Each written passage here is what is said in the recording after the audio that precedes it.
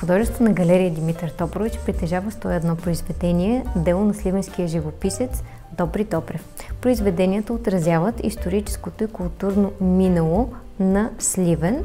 Още през 70-те години тези произведения са изложени в къща Миркович, обект на галерията, под формата на постоянна експозиция. През следващите десетилетия тази експозиция претърпява минимални промени. Едва през настоящата 2024 година тази експозиция беше цялостно обновена. За да реализираме своята идея, екипът на институцията кандидатства по проект към Министерството на културата и получи необходимото финансиране за реализацията на своята идея. Това, което искахме да постигнем с нашия екип, е да създадем една атрактивна и интригуваща, а разбира се и разбираема за различни типове публика експозиция. За да постигнем нашата цел, предприехме следните промени. Прецизирахме селекцията от творби, така че в експозицията да останат само творбите, които са пряко свързани с тази най-важна за художника тема, неговият роден град Сливен. Използвахме архитектурните особености на сградата, а именно наличието на 5 помещения на втория етаж и във всяко от помещенията обособихме отделна подтема. И Сливен, делнично и празнично, старите сливенски занаяти, пъстротата на пазара и познати и непознати. Създадохме информационни материали към тази експозиция, в случая едно пано отразяващо най-важните моменти в житейския и творчески път на художника Добри Добрев, едно пано с информация за самата експозиция и по едно информационно пано за всеки раздел, съдържащо любопитна информация, свързана с темата на този експозиционен раздел. Най-съществените промени, които обаче осъществихме в тази експозиция, бяха поставянето на акценти върху част от творбите. В случая във всеки един от тези раздели имаме поставен акцент върху някои от произведенията, като акцентите са различни като съдържание. В случая свързани с самото произведение, неговия сюжет, представени личности или история, свързана с самото създаване на произведението или свързана с семейството на автора. Те бяха представени под различна форма, като текст, съчетание от фотография и текст или под формата на аудиоразказ. Тези аудиоразкази, или поне значителна част от тях, се базират на истории, споделени с нас от страна на семейството, за което сърдечно им благодарим, тъй като тези истории за пръв път виждат бял свят. Другата съществена промяна в тази експозиция е включването на предмети, които са крайно несвойствени за галерийните пространства у нас, в случая битови предмети и занаятчийски пособия, които са свързани с творбите, експонирани в разделите делнично и празнично и старите сливенски занаяти. Друга важна промяна, свързана с тази експозиция, е създаването на специална тематична сувенирна линия, нещо, което ние всъщност правим за пръв път, както и такова цялостно обновяване на наша постоянна експозиция. Реализацията на това обновяване включваше както служители на културната институция, така и външни експерти, в случая в лицето на Димитър Василев, етнолог и дългогодишен служител в Националния исторически музей, а също и преподавател, водещ няколко дисциплини в Националната художествена академия, сред които и теория на музейната експозиция, както и доктор Ралица Кацова, графичен дизайнер, която се погрижи за създаването на нова графична идентичност на вече обновената постоянна експозиция. Наш основен партньор в реализацията на този проект бе Сливенският исторически музей доктор Симеон Табаков.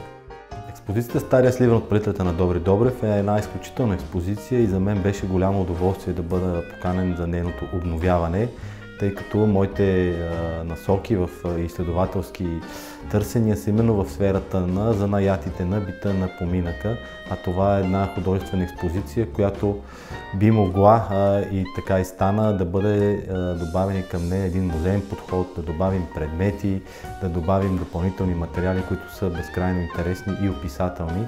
и ще бъдат много полезни за посетителите. Именно това беше нашата цел още в началото, когато решихме да реорганизираме експозицията.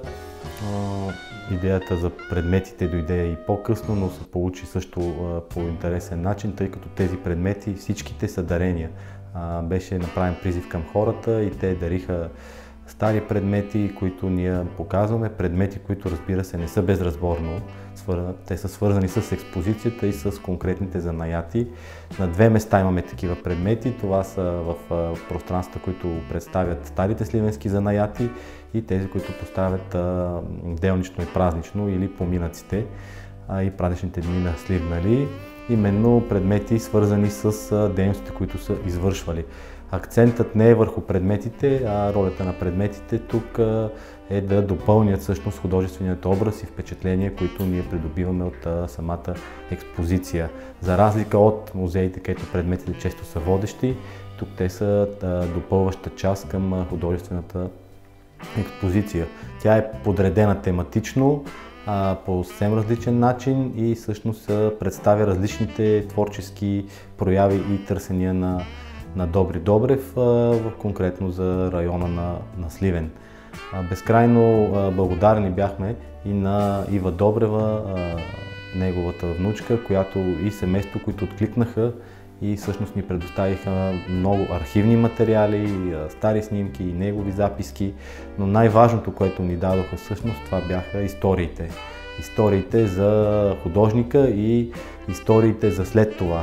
Под след това имам предвид, че и тя, и баща й са започнали обикаляли са селата тук, търсили са хората, които той е рисувал, откъдето всъщност добиваме до много интересни наистина преживявания, истории на произведенията, които сме се опитали да пресъздадем в експозицията. На няколко места имаме аудиозаписи, в които Ива всъщност разказва тези истории за занаятчии, истории за обикновени хора, истории за места, истории за преживявания, от леко комични до наистина безкрайно интересни неща.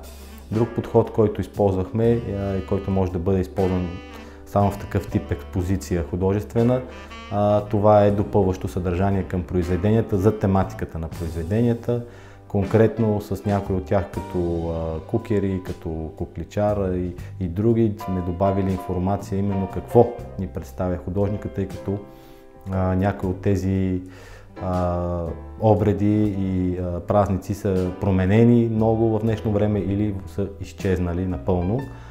Много информация се добави, но многото информация не е да затормозява посетителя, тя е по негов избор. Това е важно, защото не му е предоставена да чете задължително и да гледа, а само ако реши, може да проучи, да отвори сайтът на институцията, чрез QR-кодове говоря до различната информация. Много интересно и уникално се получи и с едно произведение за един певец, който издирихме неговата история, казва се Паруш и всъщност той е един панерджийски певец, много известен, син на баща му, който също е от този край, и успяхме да намерим 2 стари записа архивни, които са аудио и посетителите също ще имат възможност да ги чуят. Темите, пазара, Ива ни разказа безкрайно интересни. Ще видим там, къде посетителят може да научи, къде художникът е изобразил себе си в произведение, къде е изобразил баща си, т.е. той се е намесил. Имаме множество подготвителни рисунки също, в които е много интересно да се види каква е първоначалната идея и след това как я развил като произведение. Тоест получи се една цялостна експозиция, художествена, с доста добавена стойност, с интерактивност, тъй като имаме и места, където може да се пипа от посетителите. Те са насочени, разбира се, най-вече към малките ни посетители, но когато нещо е насочено към малките, винаги е интересно и за големите. Става въпрос за това, че могат да пипнат различни видове тъкани, като вълна, като памук, като коноп, които сме подредили в темата делнично и празнично, именно с домашните дейности от стари времена, които са практикувани в къщи. Така че цялостната експозиция смятаме наистина за една много интересно преживяване за нас, което се надяваме да бъде и интересно преживяване и удовлетворяване за всички бъдещи посетители на галерията.